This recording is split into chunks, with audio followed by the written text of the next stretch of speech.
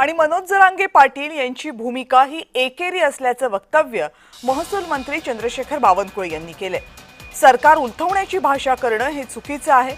बहुमतानं महायुती सरकार सत्तेमध्ये आले। जरांगेंनी अशी चिथावणीखोर वक्तव्य करू नयेत असं चंद्रशेखर बावनकुळेंनी म्हटलंय।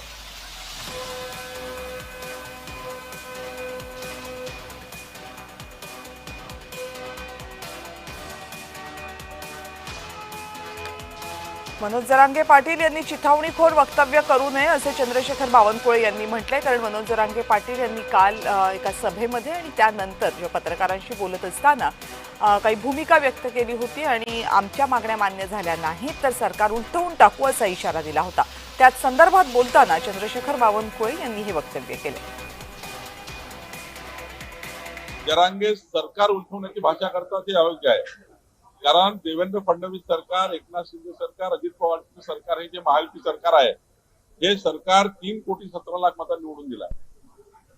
51.78% मतं घेऊन सरकार आला आहे आणि अशाच सरकारला उलटून टाकू, 3,17,00,000 मतं मिळाले आहे असं सरकार उलटून टाकू, ह्याच्या भाषा सुरू आहे ना, ही महाराष्ट्रात कीड निर्माण करणारा भाषा आहे। आणि माझी विनंती आहे सर्वांनाच की महाराष्ट्रामध्ये चिथावणीखोर भाषा करू नये।